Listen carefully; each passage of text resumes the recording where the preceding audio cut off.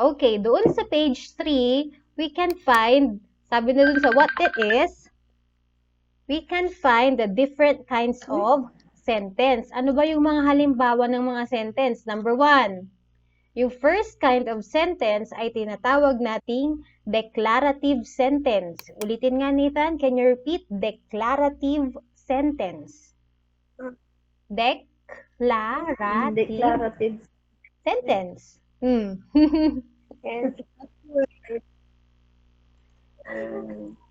Sino? Sentence. Declarative sentence. O, wag mahiya. Okay lang yan. So, i-practice mo mamaya tatanungin kita ulit. So, yun ay declarative sentence. Ano ibig sabihin ng declarative sentence? Tandaan, Nathan, na ang declarative sentence ay mga sentence, English sentences, kahit Tagalog, na nagtatapos sa tuldok, sa period. So, lahat ng may tuldok sa dulo ay declarative sentence. Ano ang sinasabi ng declarative sentence? Pag sinabi nating declarative sentence, it makes a statement. Ibig sabihin, meron siyang sinasabi. Halimbawa, Nathan is handsome. Yun ay isang halimbawa ng declarative sentence. O kaya, Nathan has short hair. Yun ay halimbawa ng declarative sentence. Gets? Gets? Yeah. Okay. Can you give me an example of a declarative sentence? Yung kunyari, the cat is fat. Mga ganon. Can you think of a declarative sentence, Nathan? Ayun, nakabalik na sila. Doon na, sideways. Ma'am, sorry po, nalubat. Okay lang po. Okay lang po.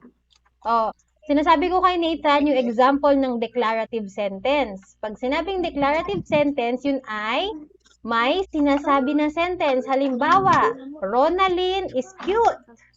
Pag sinabi nating Ronaldin is cute, yun ay halimbawa ng declarative sentence at nagtatapos yun sa tuldok.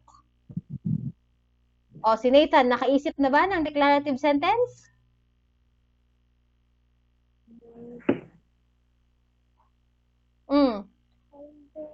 Kahit ano, pwede.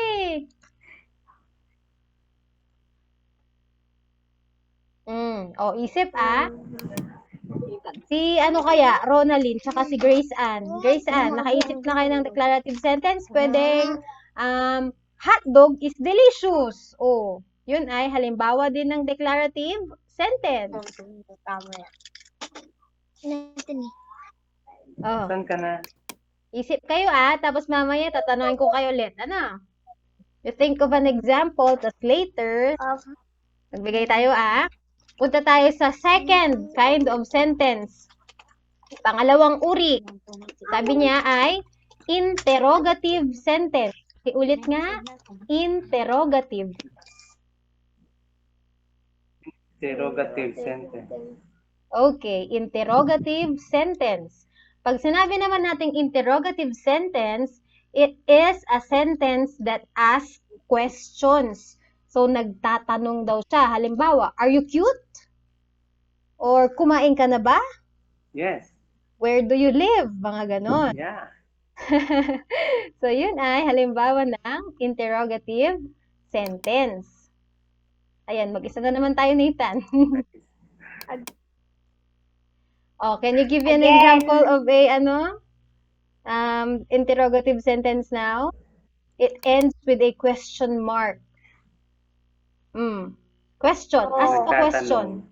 Nagtatanong. Tiger's eyes is Ano yan? Tiger's eyes is fat. Okay, very good. That is a good example of interrogative sentence. So again, pag declarative, nagsasabi o nagkukwento o lang. Pero pag interrogative, yun ay nagtatanong or nag-a-ask ng questions. Gets po, Nathan? Another one. Okay, can you give another example? One more example. I don't know what to put here. Kala ko, si Billy. Same. Okay lang din. What are you doing, Nathan?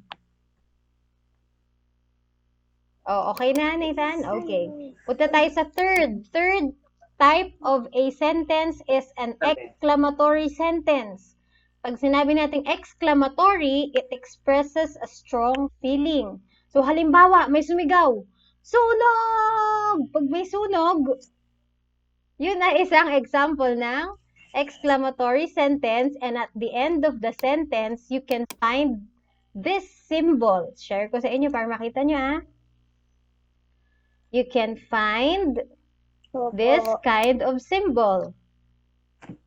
Ibig sabihin yan, pag may nakita kayong ganito, it expresses a strong feeling, or pwedeng sumisigaw siya, pwedeng nagulat siya, o kaya pwedeng, kunyari, may sumigaw, magnanakaw! Pag may sumigaw ng ganon, ibig sabihin, it is an exclamatory sentence. Okay? Gets? Come on.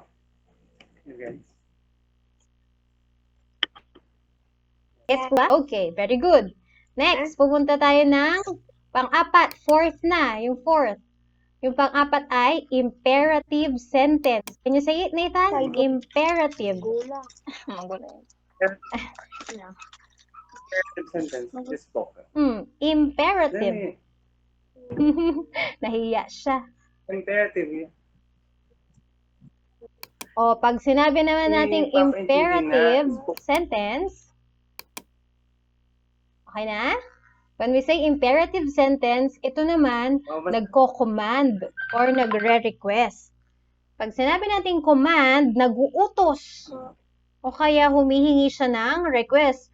Example, please get me a glass of water. Pag sinabi natin please, pag may please, or can you get me a glass of water, yun ang example ng imperative sentence. Pwede ding imperative yung sit down. Pag sinabi mong sit down, ibig sabihin nun, nag-uutos ka na umupo siya. Pag inuutusan or nag-uutos, yun ay halimbawa ng imperative. O, tanong, Nathan, question. Like this. I didn't Please hear. water the plants. Okay, very good. Please water Yes. the plant. Louder. An example of imperative sentence. That's right. Very good. So again, imperative, command, and request. Okay? Gets? Yes. Okay, very good. And Holy imperative man. sentence ends with a period, ah. Tuldok. Naguhuli sa tuldok. So those are the four kinds of sentence. Ulitin natin. Let's repeat. Declarative, makes a statement o nagsasabi. Repeat. Nathan is handsome. Declarative yon. Number 2, interrogative sentence. When we say interrogative, it asks a question. Nagtatanong. Are you handsome, Nathan? Opo. Okay, very good. That is an interrogative. Third, pangatlo ay exclamatory. When we say exclamatory, it expresses a strong feeling. Pwedeng sumisigaw o kaya nagulat. Halimbawa, sunog! O kaya, magnanakaw! Ganon. It is an exclamatory and it ends with a exclamation point. And pang-apat, yung pinakalas ay imperative sentence. It commands, nag-uutos, or request. Humihingi ng tulong. Okay, gets yung apat? Opo. Okay, very good. Kung gets na, pwede na tayo mag-proceed sa baba. Dun sa baba niya, and let's answer the assessment part. So, ang gagawin doon, okay, you take a look at the lower part of the third page, Nathan, dun sa pangatlong page. So, we have there assessment. Sabi niya, read the questions carefully. Choose the letter of the correct answer. So, what you will do is you will encircle your letter. Encircle your answer. Okay?